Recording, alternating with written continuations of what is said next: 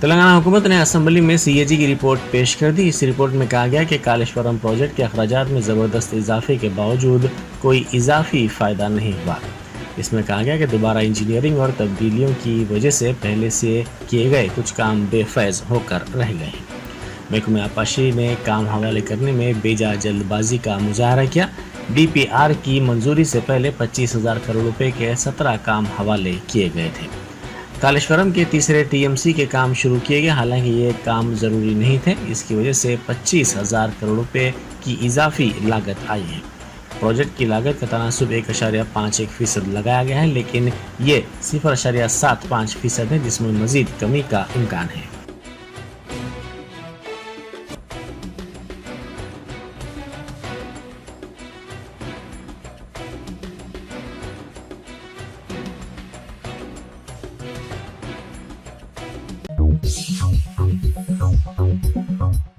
साबिक वजीर व बीआरएस के एमएलए केटी रामाराव ने कहा है कि गुज़िश्ता रोज असेंबली के बाहर किए गए एहतजाज ने उन्हें तेलंगाना तहरीक के दिनों की याद दिला दी।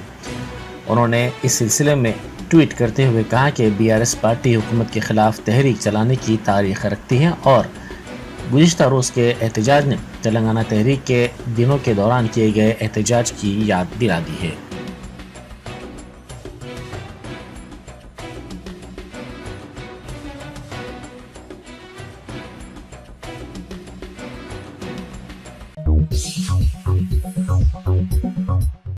एडवोकेट शाहजहां फिरासत का कहना है कि सुप्रीम कोर्ट ने मुतफ़िक़ा तौर पर इंतखाबी बॉन्ड की तरामीम को ख़त्म कर दिया है।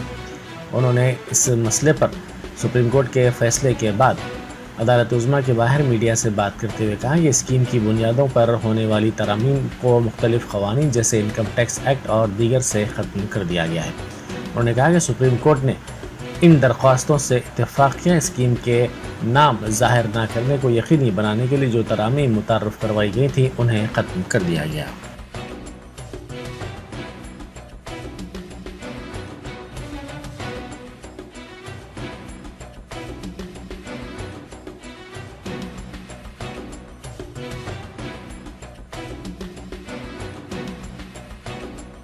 Supreme Court has unanimously struck down the electoral bond amendments. Most importantly, before the scheme, the amendments which were the basis of the scheme have been struck down from different enactments like the Income Tax Act, etc.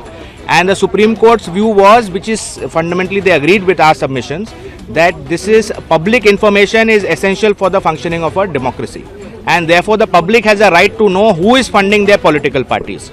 And if the public is denied that right, then that defeats the whole functioning of democracy itself. And therefore the amendments which were introduced to ensure anonymity of the scheme have been struck down. And based on that, consequently, the scheme itself has been struck down. That's number one. Number two, what was that there was the cap, which was the corporate cap, that even loss-making companies could now donate under the electoral bond scheme without any limit. That also has been struck down because the court was of the view that clearly a loss-making company or unlimited corporate funding is not healthy for a democracy, because those kind of donations will be made only for quid pro quo or to get benefit, rather than genuine corporate donations for functioning of a democratic setup. So those were the two big findings, but broadly the Supreme Court has agreed with all our prayers and the entire BRS के राज्यसभा उम्मीदवार की हैसियत से we Ravi Chandra को party सदर केसीआर ने नामजद किया है, जिस पर उन्होंने केसीआर से इजहार तशक्कुर किया। राज्यसभा के लिए 27 फरवरी को होने वाले इंतखाबात के लिए 15 फरवरी नामजदगियां दाखिल करने की आखिरी तारीख है। बीआरएस ने रवि चंद्रा को दूसरी मरतबा राज्यसभा का रुकन बनाया है। पहली मरतबा वो 2 साल के लिए ऐवान बाला के लिए नामजद किए गए थे।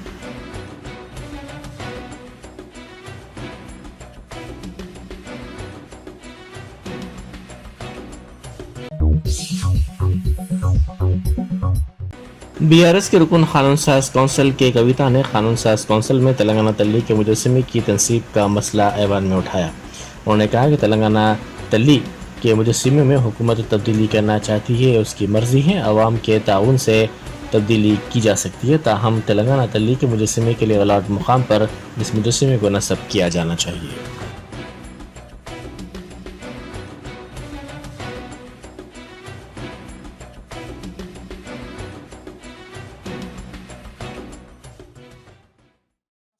ఏర్పరచుకున్నాం అధ్యక్ష.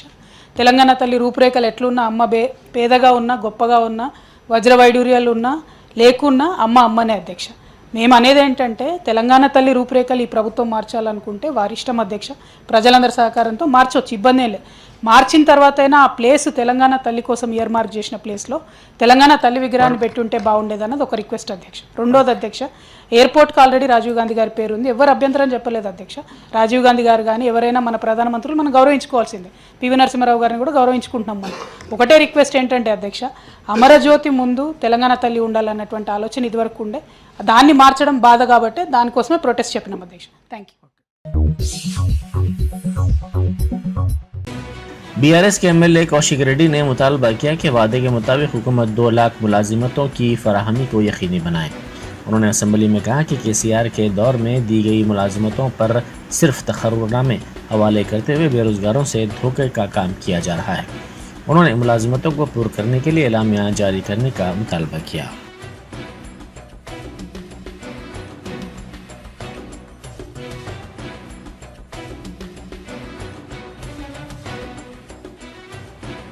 గౌరవ ఆ రోజు తెలంగాణ తొలి ముఖ్యమంత్రి అయిన కేసీఆర్ గారు 1,60,083 ఉద్యోగాలు ఇచ్చింది కూడా యావత్ తెలంగాణ ప్రజలకి, తెలంగాణ యువతకు కూడా ఈ అసెంబ్లీ ద్వారా తెలియజేస్తా ఉన్నాను. మీరు పదే పదే ఉన్నప్పుడు మీరు జీతాలు వేస్తున్నాం ఫస్ట్ క్లాస్ సెకండ్ థర్డ్ అని చెప్తా ఉన్నారు అధ్యక్ష. మరి 1,60,083 మందికి మీరు జీతాలు వేస్తున్నారంటే ఈ ఉద్యోగాలు కేసీఆర్ ఇచ్చినట్టే కదా అధ్యక్ష. నిన్న కూడా మీరు ఇచ్చిన 15,750 ఉద్యోగాలు, ఆ ఉద్యోగాలు తెలంగాణ తొలి ముఖ్యమంత్రి అయిన కేసీఆర్ గారు ఇచ్చింది. మీరు పత్రాలు ఇచ్చినందుకు కూడా మా ప్రత్యేకంగా ధన్యవాదాలు అధ్యక్ష. కానీ అధ్యక్ష ఒక్క నిమిషం అధ్యక్ష, కానీ అధ్యక్ష దీంతో పాటు అధ్యక్ష మా 2,32,308 ఉద్యోగాలు కాకుండా అదనపు 2 లక్షల ఉద్యోగాల జాబ్ క్యాలెండర్ మీరు విడుదల చేయాలి. ఇలా కేసీఆర్ గారు ఇచ్చిన ఉద్యోగాలు మేము ఇస్తున్నమాట మీరు క్రియేట్ చేసి ఇవ్వడం కూడా కరెక్ట్ కాదు. మీరు దయచేసి అదనపు 2 లక్షల ఉద్యోగాలు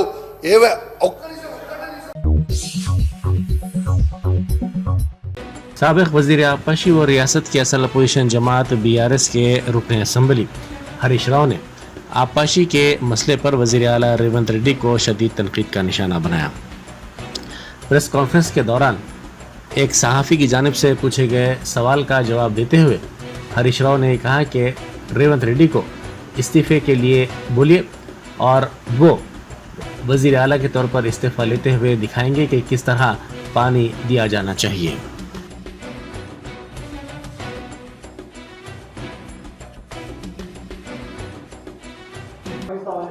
ఎస్ ఇప్పుడు కూడా అవకాశం ఉంది. ఇంజనీర్లు చెప్తున్నారు వాళ్ళకి చేత కాకపోతే ప్రభుత్వాన్ని మాకు అప్పచెప్పమనండి, వాళ్ళని తప్పుకోమనండి, మేము చేసి చూపిస్తాం. అవునే దిగుమను రేవంత్ రెడ్డి రాజీనామా చేయమని నేను ఎక్కి చేపిస్తా. రేవంత్ రెడ్డి రాజీనామా చేయమను, నేను ముఖ్యమంత్రిగా ప్రమాణ స్వీకారం చేసి నేను చేసి చూపిస్తా. నాకు బాధ్యత ఇస్తా అంటే I'm ready to take it. ఆయనకు చేత కాదు హరీష్ రావు నువ్వు చేయంటే చేసి చూపిస్తా.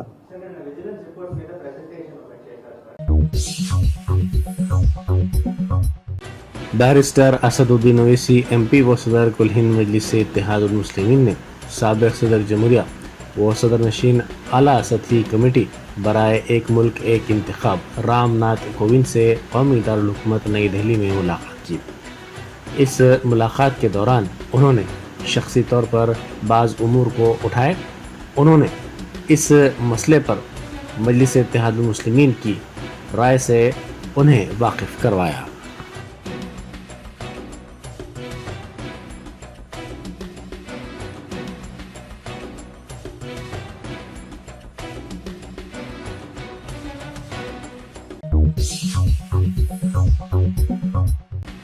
मरकजी हुकूमत के हिट एंड रन एक्ट की मनसूखी का मुतालबा करते हुए मोटर ट्रांसपोर्ट व्हीकल जेएसी ने कल ऑटो और टैक्सी बंद की अपील की है। ऑटो ड्राइवर्स ने मुतालबा किया कि आरटीसी बसों में ख़वातीन को मुफ्त सफ़र की सहूलत से उनको हो रही दुश्वारियों और मसाइल का ख़ात्मा किया जाए और उनकी मदद की जाए।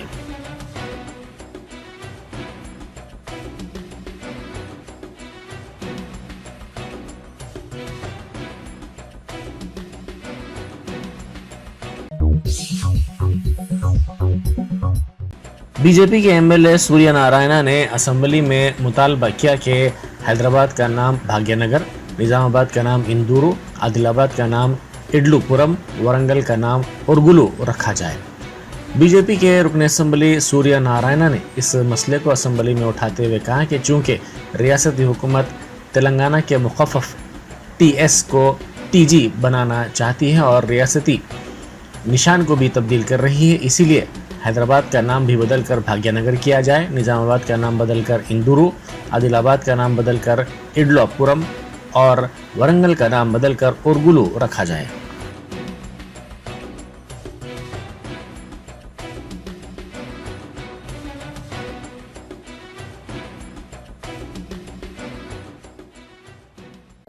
అలాగే ప్రభుత్వం పేర్లు చీనాలు మార్చింది అధ్యక్ష. దానిలో కొన్ని టీఎస్ని టీజీగా మరియు మీరు రాష్ట్ర చిహ్నాన్ని మార్చారు. అలాగే ఎంతో కాలం నుండి పెండింగ్లో ఉన్న మన హైదరాబాద్ని భాగ్యనగర్గా, నిజామాబాద్ని ఇండూరుగా, ఆదిలాబాద్ని ఎదులాపురంగా, వరంగల్ని ఓరుగల్గా మార్చవలసిందిగా మీ ద్వారా విజ్ఞప్తి చేస్తున్నా అధ్యక్ష. నాకు మాట్లాడేందుకు तेलंगाना हाईकोर्ट में आज गवर्नर के कोटे के तहत नामजद 2 अरकान काउंसिलर प्रोफेसर कोदंडाराम और सहाफ़ी आमिर अली खान के तकर्रुर को चैलेंज करने वाले केस की समाअत हुई। चीफ जस्टिस आलोक आराधे और जस्टिस अनिल कुमार पर मुश्तमिल बेंच ने डी श्रवण कुमार और सत्यनारायण की तरफ से अलहदा तौर पर दाखिल करदा दरख्वास्तों की समाअत जारी रखी, जिसमें गवर्नर के कोटे के तहत MLC के तकर्रुर के लिए साबिक़ KCR हुकूमत की काबीना की तरफ से की गई सिफारिशात को गवर्नर की जानिब से मुस्तरद किए जाने को चैलेंज किया गया था। आज की समाअत में श्रवण की जानिब से सीनियर वकील सुनिधि ने अदालत को बताया कि श्रवण की नामजदगी को सियासी वाबस्तगी करार देते हुए गवर्नर ने मुस्तरद कर दिया और कांग्रेस हुकूमत की जानिब से सिफारिश करदा प्रोफेसर कोदंडाराम के नाम को मंजूरी दे दी, जबकि कोदंडाराम एक सियासी जमात के सदर हैं और अदालत में पेश किए हलफनामे में खुद कोदंडाराम ने इस बात का एतराफ़ किया है, इसलिए कोदंडाराम की नामजदगी को मुस्तरद कर दिया जाए।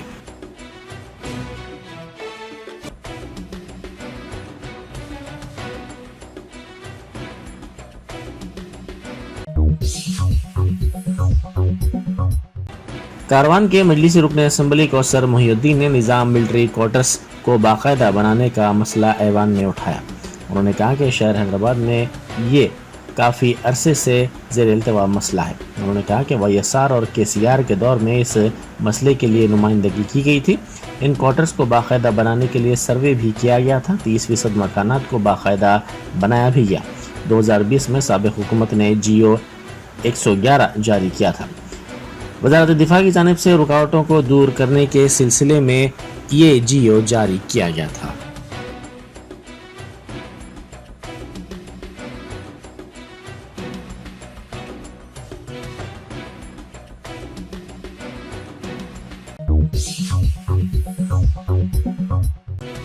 मजलिस के रुकन असम्बली जाफर हुसैन मेराज ने हल्का याखुदपुरा में आबी आलूदगी का मसला असम्बली में उठाया।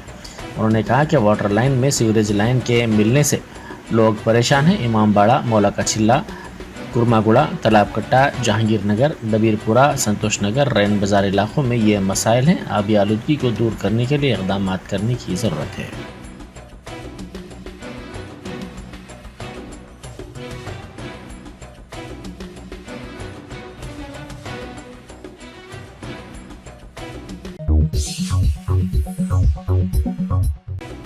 मजलिस रुकन असम्बली अहमद बलारा ने असम्बली में बर्थ एंड डेथ सर्टिफिकेट्स का मसला उठाया। उन्होंने कहा कि हैदराबाद की आवाम बिलखुसूस अक़लियती तबका इन सर्टिफिकेट्स के हुसूल में काफ़ी दुश्वारियों का सामना कर रहा है।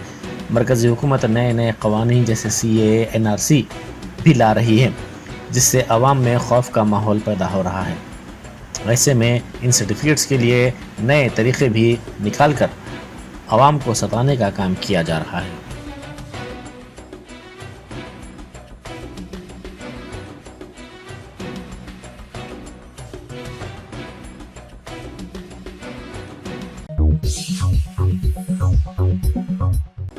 चारमीनार के मजलिसी रुकन असम्बली मीर जुल्फ़िकार अली ने यूनानी तिब्बी हॉस्पिटल चारमीनार के मसाइल ऐवान में उठाए। उन्होंने कहा कि इस दवाखाने की हालत खस्ता हो चुकी है।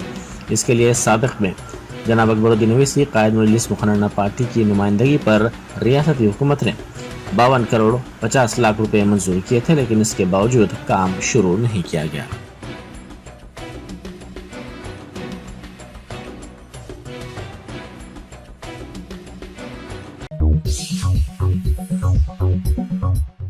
नामपल्ली के मजलिसी रुकन असम्बली मोहम्मद माजिद हुसैन ने असम्बली में उनके हलके के 4 बड़े दवाखानों के मसाइल उठाए। उन्होंने कहा कि हलक़े असम्बली नामपल्ली में 4 बड़े दवाखानों से 10,000 से ज़ायद गरीब अफराद तिब्बी ज़रूरत की तकमील के लिए रुजू होते हैं। इन दवाखानों को मुस्तहकम करना हुकूमत की भी जिम्मेदारी है। इन दवाखानों में मेंटेनेंस की फौरी ज़रूरत है। उन्होंने जोर देते हुए कहा कि नीलोफर हॉस्पिटल में 1.5 MRI स्कैनर की ज़रूरत है। उन्होंने कहा कि नामपल्ली में दीगर दवाखानों में भी तिब्बी आलात की ज़रूरत है, जिसकी फौरी तकमील की जाए।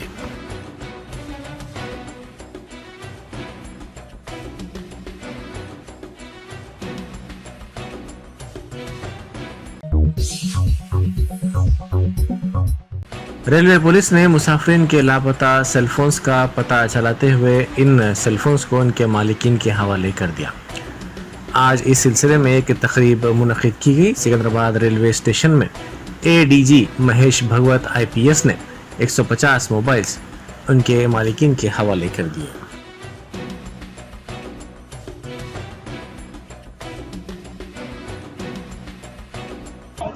हमारे तेलंगाना में अप्रैल 2030 19 अप्रैल को डिपार्टमेंट ऑफ टेलीकॉम के मदद से central equipment identity register portal यहाँ पे हमने स्टार्ट किया। और शुरू में एडिशनल DG CID को ही नोडल ऑफिसर बनाया गया था एंड मैं वहाँ पे था, तो उस कारणवश इसके बारे में काफ़ी अच्छी जानकारी हमें मिली। और हमारे पूरे पुलिस स्टेशन जो है तेलंगाना के सबको हमने ट्रेनिंग भी दिया। ये CIR पोर्टल कैसा हैंडल करना, IMEI कैसा ब्लॉक करना, रिकवरी कैसा करना, बाहर के स्टेट में भी रिकवरी कैसे हम कर सकते हैं। उसी के चलते हुए अभी हमारे जो गवर्नमेंट रेलवे पुलिस हमारे SRP डिस्ट्रिक्ट है, शेख सलीमा मैडम SP है हमारे, तो पूरे हमारे 12 रेलवे पुलिस स्टेशन और 17 रेलवे आउटपोस्ट में जो कंप्लेंट आए थे पिछले महीने में, उसमें से तकरीबन 150 मोबाइल फ़ोन 10 लाख रुपए कीमत के हमने अभी रिकवर किए हैं। और इसमें से 58 फ़ोन तेलंगाना से बरामद हुए। 92 फ़ोन जो है वो आंध्र प्रदेश, उत्तर प्रदेश, बिहार, केरला, महाराष्ट्र, कर्नाटक ये स्टेट से भी हमें 92 फ़ोन अभी मिले हैं। 150 फ़ोन इसके जो ओनर है उनको उनके कंप्लेंट के मुताबिक हम लोग उनको हैंडओवर कर रहे हैं। हमारी जो IT सेल टीम है RSI कुमार और उनके साथी, इन्होंने काफ़ी अच्छा काम किया है। उनको मैं अभी कैश रिवार्ड से उनको अप्रिशिएट कर रहा हूँ। एंड जिन जिन के फ़ोन जब भी गुम हो जाते हैं या कोई उठा के भी लेके गया तो भी इमीडिएट पुलिस स्टेशन आके उन्होंने कंप्लेंट देना चाहिए। और इमीडिएटली हम लोग जो है CIR.gov.in ये वेबसाइट पे जाके उसका IMEI पहले ब्लॉक करते हैं। जब भी कोई नया सिम कार्ड डाल देता है हमें अलर्ट मिल जाता है, वो व्यक्ति को फिर कांटेक्ट करके वो फ़ोन रिकवर करने का जो कोशिश है हम कोशिश जारी करते हैं। जो प्रोफेशनल स्नैचर्स है उनके खिलाफ हम केसेस बुक करके उनको जेल भी भेज रहे हैं। किसी को उसमें कोई ये नहीं कॉम्प्रोमाइज़ नहीं रहता है। जो लोग बाकी जो लोग हैं जिनके पास फ़ोन मिले हैं, जिनका चोरी करने का इरादा नहीं था, उन लोगों से मात्र फ़ोन रिकवरी करके कंप्लेनेंट को हम हैंड ओवर कर। टीचर की जानिब से की गई पिटाई पर बेइज्जती महसूस करते हुए मायूसी के आलम में अंकापल्ली में इंटरमीडिएट के तालिब इल्म ने खुदकुशी कर ली। इस तालिब इल्म की शिनाख्त इंटरमीडिएट साल अव्वल के तालिब इल्म वंशी के तौर पर की गई, जिसने फांसी लेकर खुदकुशी कर ली। इस तालिब इल्म के वालिदैन ने इल्ज़ाम लगाया कि कॉलेज इंतज़ामिया की हरासानी के सबब उनके फर्जंद ने यह इंतहाई इक़दाम किया।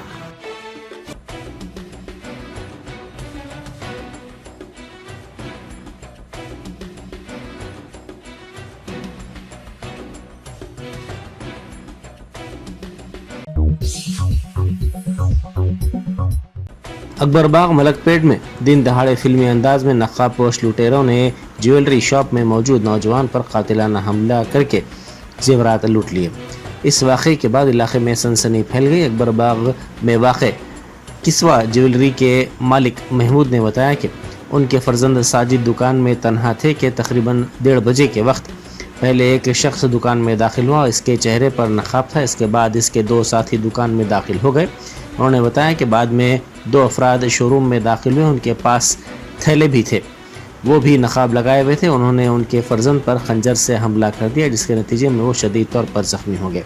उनके गले पर गहरी चोट भी आई। इसके बाद उन्हें ढकेल कर गिरा दिया गया। बाद अज़ां लुटेरों ने काउंटर के पास रखे हुए जेवरात लूट लिए और राह फरार इख्तियार कर ली। ये पूरी वारदात अंदरून 5 मिनट अंजाम दी गई। ये वारदात वहाँ लगे CCTV कैमरे में कैद हो गई।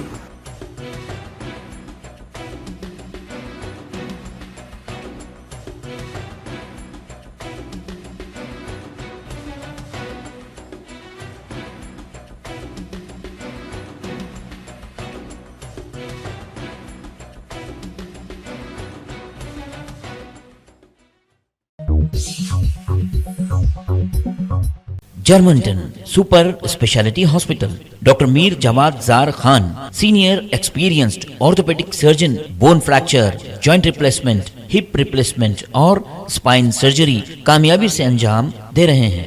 इसके अलावा neuro surgery, cardiology, gynaecology, dental, general medicine, dialysis और फिजियोथेरेपी जैसे शोबाजात में इंतहाई कामयाबी के साथ वाजबी फीस में इलाज किया जा रहा है। शेयरिंग और प्राइवेट रूम्स, अस्पताल में 24 घंटे MRI, CT scan, 2D digital x ray, ultrasound, operation theatre, ICU और लैब की सहूलत दस्तयाब है। आपकी उम्मीदों के ऐन मुताबिक Germanten super speciality hospital, pillar number 150, Attapur, Hyderabad.